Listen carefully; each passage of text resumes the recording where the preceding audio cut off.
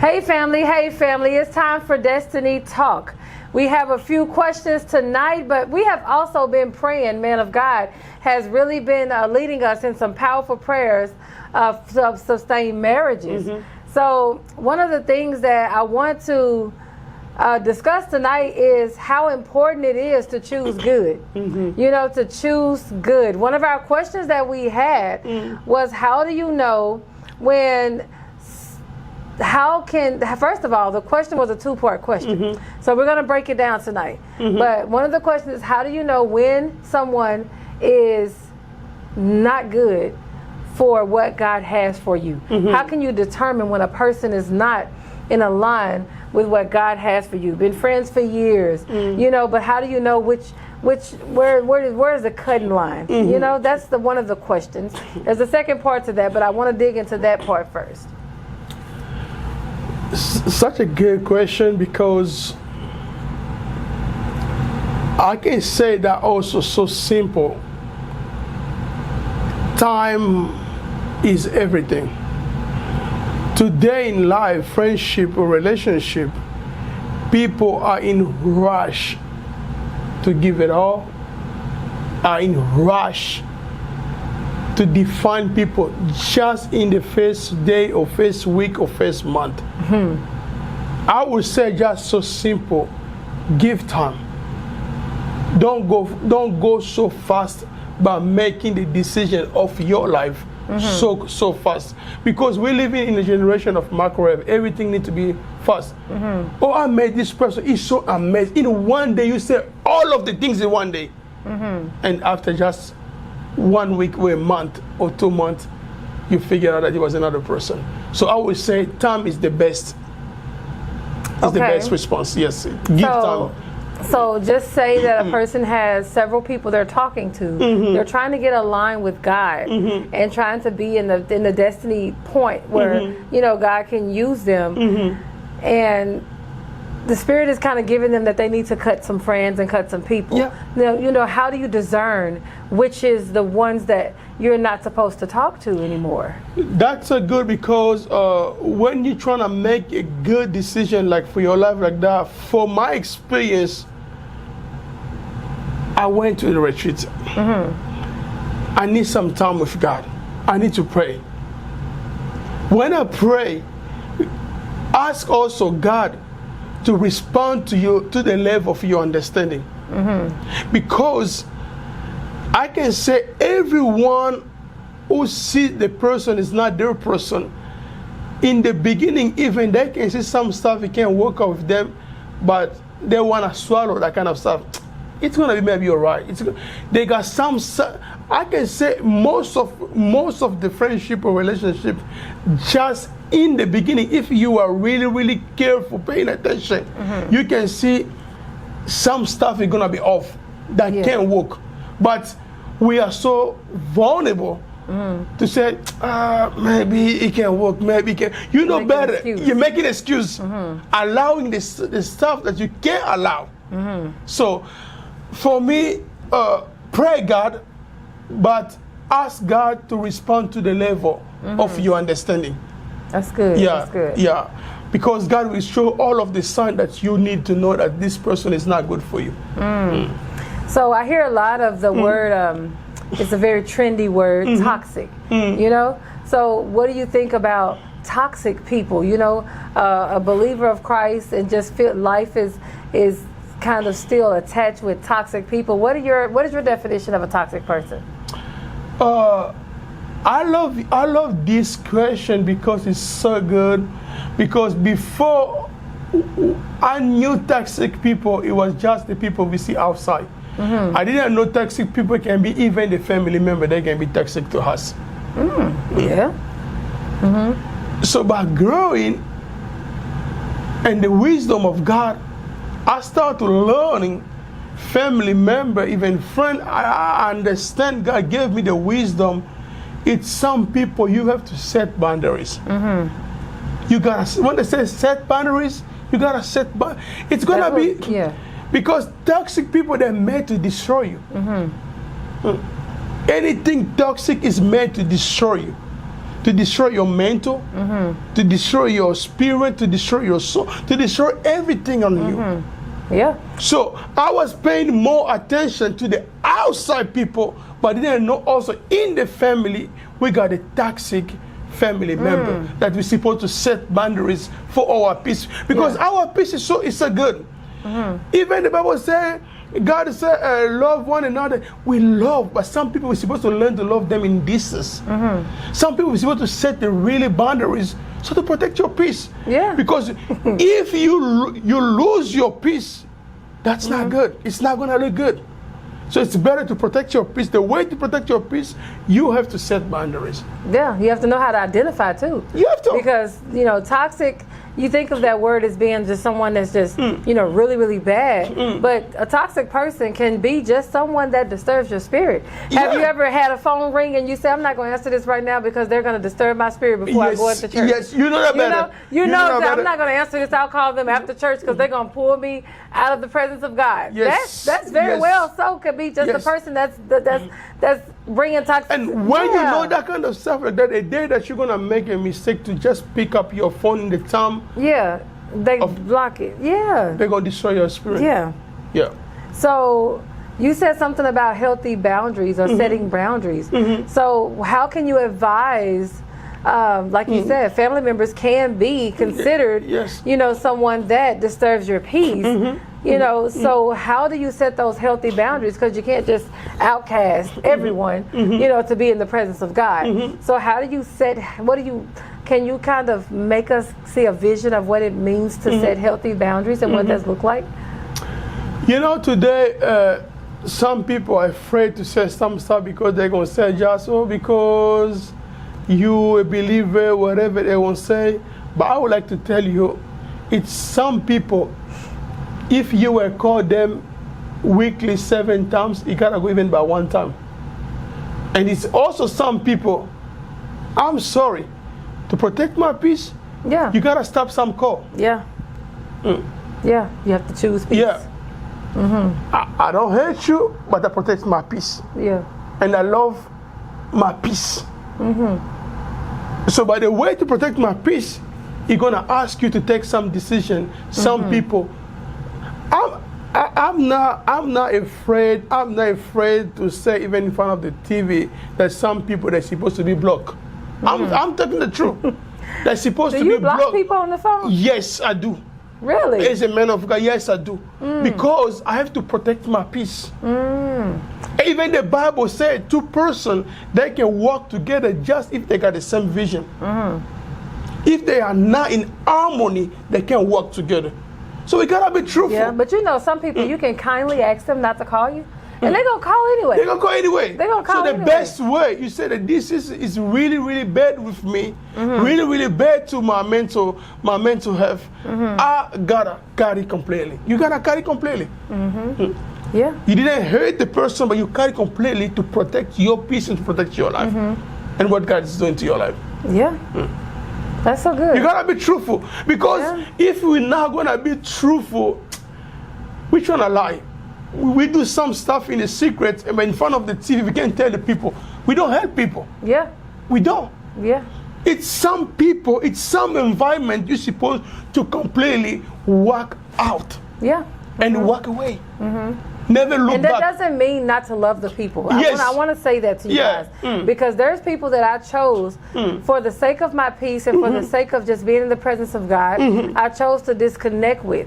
Yes. Completely. Yes. And only because I love them. I sincerely still love, you can, especially family. You love your family, you love them, but sometimes you have those ones that disturb your peace. Yes. They don't wish good for you. They want, to literally it's just a disruption of peace. Yes. Every time you talk to them, it's always confusion. Or, disturbance of peace or bad talking or talking down and slander and things like that. So you have to just kind of make that decision to push back. To push back, yes. But love them from a distance. I love when we talk about that. Yeah, love them from a distance. Love them from a distance. Because I have a heart of love. I can't find hate for anyone. No. You can't find hate for anyone. But a healthy boundary does not mean you don't like the person. No. Doesn't mean you hate the person. It just means you love God more. You love God more. You love God more. Yes. Yeah. You love So God that's more. so good, man of God. That's so good. Because, most of the stuff, if we don't say the truth, we don't also guide people. We gotta tell people the truth. Yeah. Because some people, they can't have peace because they told us, oh, I love God, so let them keep on disturbing my peace and hurt me. It's not good. That's not good. It's not good.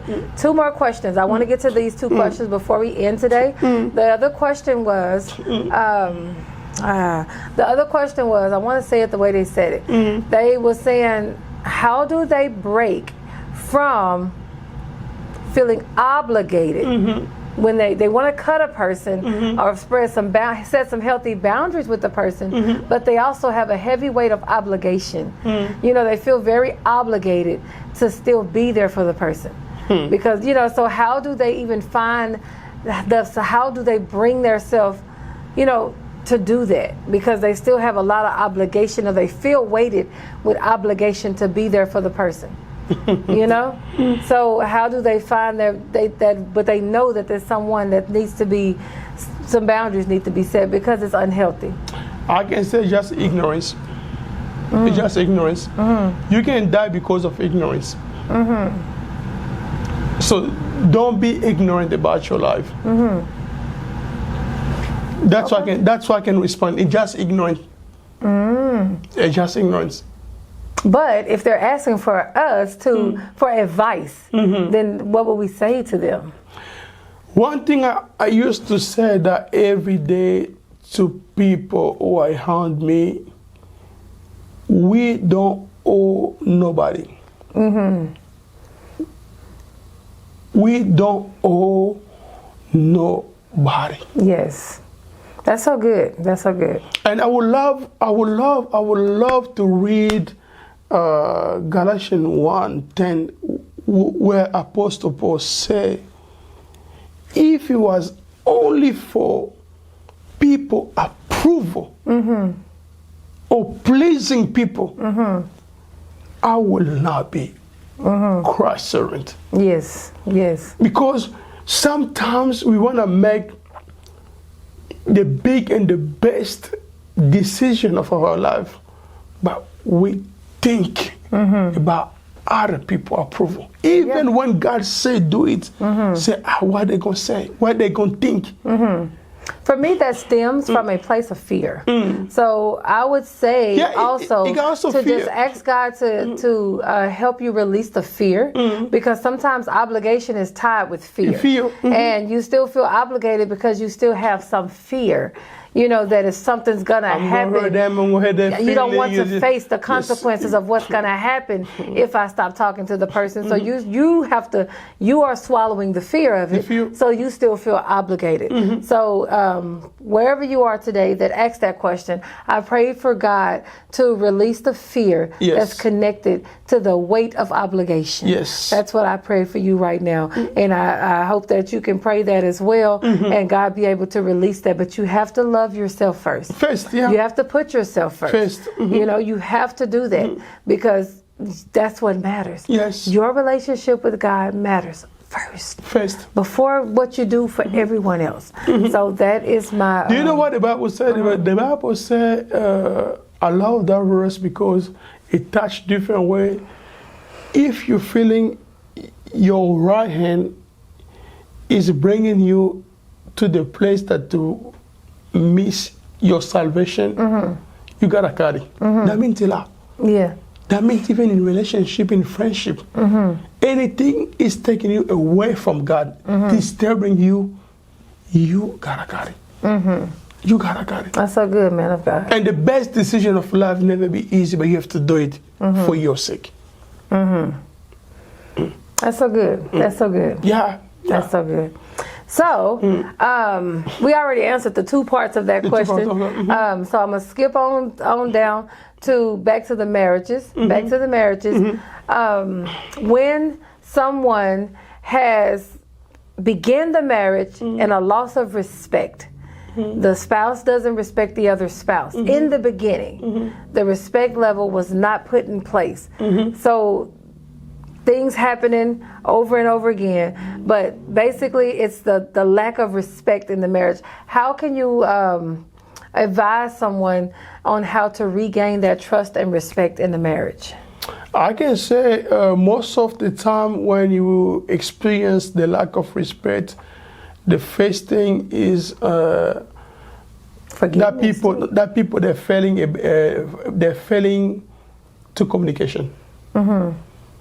They can't communicate clearly. Mm-hmm. Transparency. Because communication play a big role in the marriage. I say a big role. Because sometimes the people can be just disrespectful because they can't understand each other.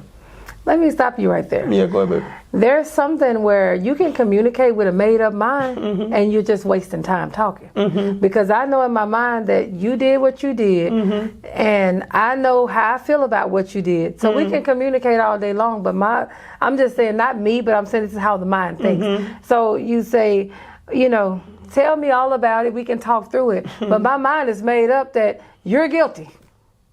You did it, It's not gonna go through. You know what I'm saying? So it's in the mind on the way that you have to have you have to have an open heart when you get ready to communicate. You have mm-hmm. You have to be ready to forgive. Yeah. You have to be ready to hear and listen. Because sometimes you can communicate, but when this person in the marriage has their mind up that you did XYZ, this person in the marriage has their mind up that you did XYZ. They don't feel fair that you treated them fair. They don't feel that you treated them fair. So you can talk, and you're going to continually hit a brick wall because no one is willing to compromise. No one is willing to forgive. And also in the marriage, in that kind of case of disrespectful stuff, it's not always for something, but it also in the same times is also lack of forgiveness. That's what I'm saying. Yes, it's lack of forgiveness because what I can say, men and women, you guys are watching us. Sometimes be just the first one. Yeah, I was gonna. You took that right out of my mouth. You know that I'm right, but for the peace of home. Don't take what I was gonna say. For the peace of home. Yeah. Forgive me. Well, see, that's the thing. Every time it's gonna change nothing. I said nothing. That's how I am. Like whatever could come about in a marriage, a agreement or something. I always ask God to, I just literally I'm so ready to say it's me. It was me, even if it was not me. And I'll just say, what did I do wrong? What could have done better? Forgive me. Even if I didn't even do anything, I will be the first one to say, forgive me. I could have done this better or this better. Forgive me. I just haven't, I want to take ownership and responsibility for and accountability to make us better. And if both partners have that type of heart, then you guys can thrive really well. Instead of resentment building up and hate building up and pointing fingers and things like that. So both of you should have a heart to say, I want to be better. I want to be better. I want to be better at communicating. I want to be better at whatever it is your complications are in the marriage. But also, I would like to say, as a spouse, when you don't respect your person, some people also in this sense they can see. So what about when that people they're gonna disrespect your spouse? What you gonna say? It's not gonna be good. Yeah. But do you know the best way to regain respect, to go back to that question, is to be present. I don't care what you say. There's so many other ways. You can try to buy flowers. You can buy roses. You can wine and dine your wife or your husband with all of the things. But the best way to regain respect is to just be present. Be present for your spouse emotionally. Be present for them physically. Be there when they need you. Be present in the moment. A lot of times when the respect level is not there, then one of the spouse will disconnect. They'll find themselves, let me find something else to do. Let me try to avoid talking to her or him. Let me try to go this way. They disconnect because the respect is not there. But that's the opposite. It's time then to be present. Even if you don't feel valued, even if you feel like there's no respect, be present. Be present and be there and be in the moment. And that's how you can start to regain that respect, because that person will begin to see that no matter what I feel, my spouse is there. No matter what I feel, my spouse shows up. No matter how I'm down, my spouse is there to lift me. Be present. But I think also about you said presence, we said forgiveness, but I would like to say also about humility.